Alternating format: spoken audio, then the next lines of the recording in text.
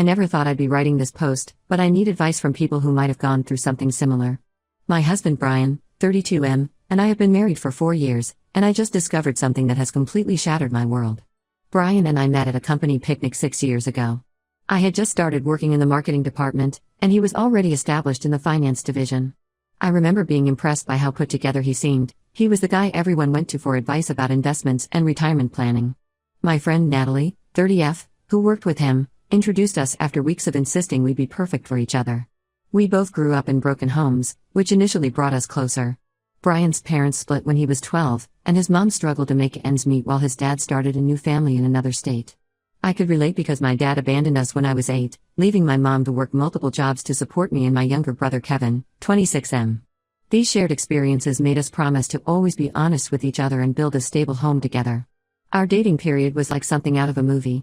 Brian was thoughtful, responsible, and seemed to understand my trust issues. He'd surprise me with small gestures, leaving sticky notes with encouraging messages on my laptop when I was stressed about work or bringing soup to my apartment when I was sick. Within 6 months, we were talking about our future together. We moved in together after a year of dating. Even then, Brian was meticulous about finances. We split everything equally and started saving for our future. He suggested keeping separate accounts for personal expenses but opening a joint account for household costs. I thought this showed how responsible and organized he was. When he proposed after 2 years of dating, it felt right. We had a medium-sized wedding with 175 guests, mostly family and close friends. Brian's mother Linda, 58F, welcomed me into their family with open arms. She often told me how happy she was that Brian had found someone who understood the importance of family, given their difficult past. We bought our house last year after saving aggressively. Brian convinced me to put most of our wedding gift money into the down payment, saying it was a smart investment in our future. We both contributed equally to the mortgage and household expenses through our joint account, which we've maintained since moving in together. Everything seemed perfect until last month. I was paying bills online when I noticed something odd: regular monthly transfers of $800 to an unfamiliar account. At first, I wasn't too concerned. Brian works in finance and often talks about various investment opportunities. But something about the regularity and amount of these transfers bothered me. When I casually asked Brian about it, he said it was for a work investment group. His explanation seemed reasonable, but his body language was off. He kept checking his phone while explaining, something he does when he's nervous. Then last week, while using his laptop to print some documents, with his permission, I noticed his email was open. I know I shouldn't have looked, but a subject line caught my eye: Tyler's school registration fees. I clicked on it, and my whole world collapsed. The email was from someone named Rachel, 30F, discussing their 5-year-old son Tyler's private school enrollment. As I read through the email thread, I felt physically sick. Not only did Brian have a child, but he'd been actively involved in the boy's life throughout our entire relationship. The emails discussed everything from medical appointments to holiday visitation schedules. The more I read, the worse it got. There were emails about Tyler's allergies, his love for dinosaurs, and his recent start in kindergarten. Brian's mother was frequently mentioned. Apparently, she had regular video calls with Tyler and sent him presents for every birthday and Christmas. I spent the next few hours going through more emails while Brian was at work. The story became clear: Brian and Rachel dated in college, she got pregnant during their senior year, and they tried to make it work but split when Tyler was 1. The $800 monthly transfers were just part of the financial support Brian provided. The betrayal cut deep on multiple levels. Every time we talked about starting our own family someday, he knew he already had a son. Every Christmas when his mother talked about wanting grandchildren, she was already a grandmother. Every time we discussed our financial goals and sacrifices, he was secretly supporting another household. I stayed at home in a daze until Brian returned from work. When I confronted him, he didn't even try to deny it. He admitted everything but tried to justify his actions by saying he was afraid of losing me. He claimed he'd planned to tell me eventually but never found the right time. I packed some clothes and went to stay with my best friend Ashley, 28F. Brian has been bombarding me with calls and texts, ranging from desperate apologies to angry accusations that I'm overreacting. His mother called too, crying and saying she only kept the secret because Brian begged her to. The past week at Ashley's has been a blur. I've barely slept, barely eaten. Every time I think about our relationship, I question everything. Were there other signs I missed? What else has he been lying about? I've frozen our joint account and contacted a lawyer to understand my options. Brian's latest tactic is sending long emails explaining his side of things, but I can't bring myself to read them. The thought of him crafting careful lies for years makes me physically ill. I keep thinking about Tyler. He's an innocent child who didn't ask for any of this. Part of me feels guilty for disrupting his relationship with his father, but another part of me is angry that I was kept in the dark about his existence. Am I overreacting? Should I try to work this out with Brian? Or should I just accept that our entire marriage was built on lies and move on? Starting over at 29 seems scary, but staying with someone who could maintain such a huge deception seems impossible. Update 1. It's been 3 weeks since my original post, and I want to thank everyone for their support and advice. The situation has become even more complicated than I initially thought. After my post, Rachel found me on Facebook and asked to meet. I was hesitant at first, but Ashley offered to come with me for support. We met at a quiet coffee shop outside of town, and what Rachel told me made me realize I'd only discovered the tip of the iceberg. Rachel brought years of documentation with her. Apparently, Brian had been telling her that I knew about Tyler all along but wasn't interested in being involved due to severe anxiety and childhood trauma. He created elaborate stories about why I never attended any of Tyler's events, everything from work commitments to family emergencies. What really broke me was seeing birthday cards and Christmas presents that were supposedly from me to Tyler. Brian had been signing my name to cards and gifts for years. Rachel showed me photos of Tyler opening Christmas presents from Brian and Aunt Amy. I never even knew these gifts existed. The financial deception went deeper than I discovered. The $800 monthly transfers were just what went through our joint account.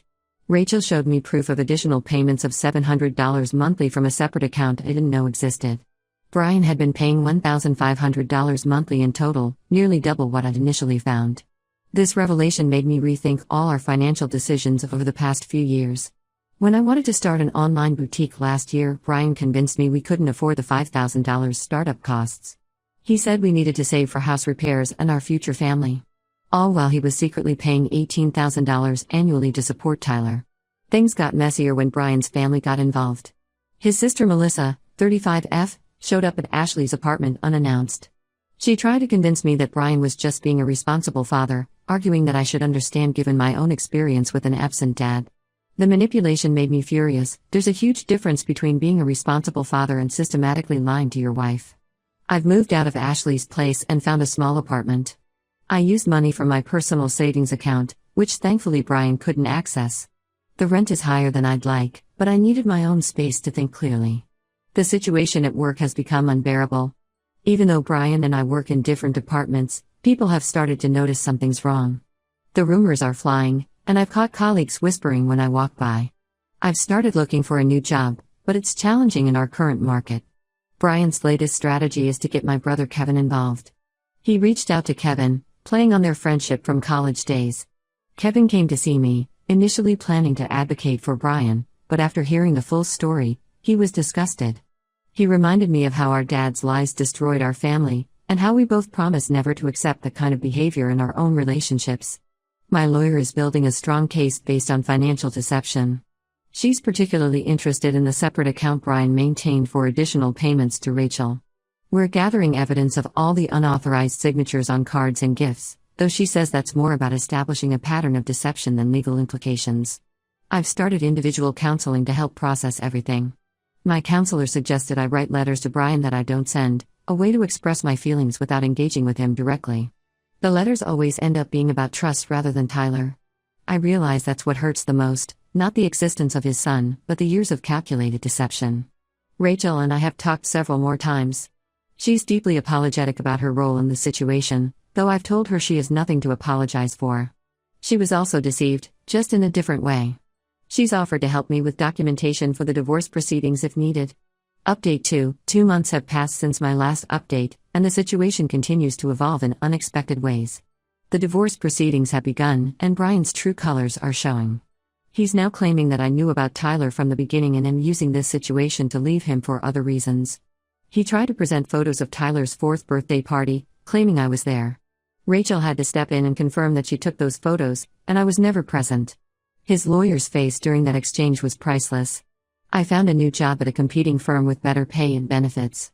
It's a fresh start where nobody knows my situation. My new co-workers are friendly, and it's refreshing to be known for my work rather than my personal drama. The most bizarre development came from Brian's mother, Linda. She showed up at my new apartment with a copy of her will, saying she wanted to add me as a beneficiary to keep me in the family.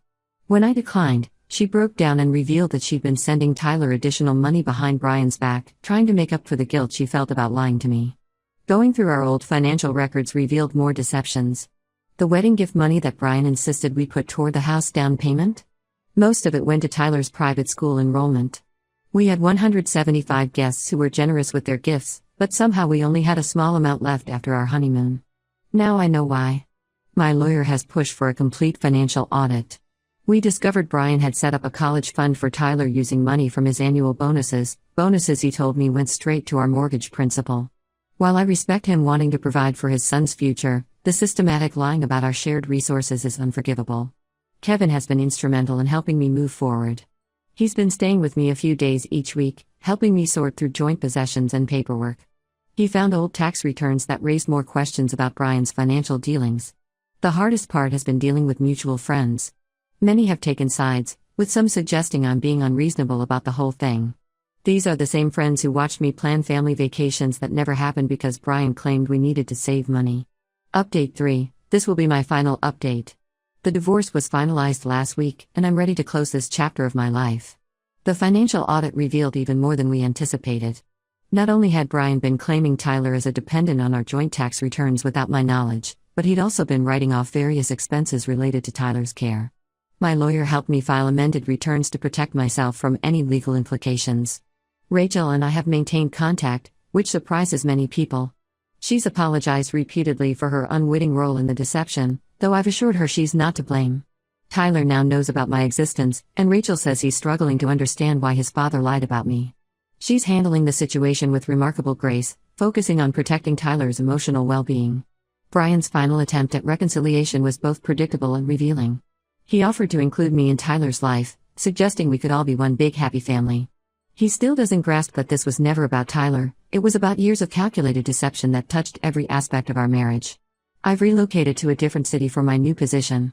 The physical distance has been healing, helping me establish a life completely separate from Brian and his lies. My mom visits regularly, and I'm slowly rebuilding my social circle. Some days are harder than others, but I no longer question my decision to leave. The experience has changed how I view relationships and trust. While I'm not ready to date, I'm focusing on building stronger friendships and reconnecting with myself. My new job keeps me busy, and I've started taking evening classes in digital marketing to further my career. Looking back, I realized that Brian's deception wasn't just about Tyler, it was about control and his inability to face difficult situations honestly.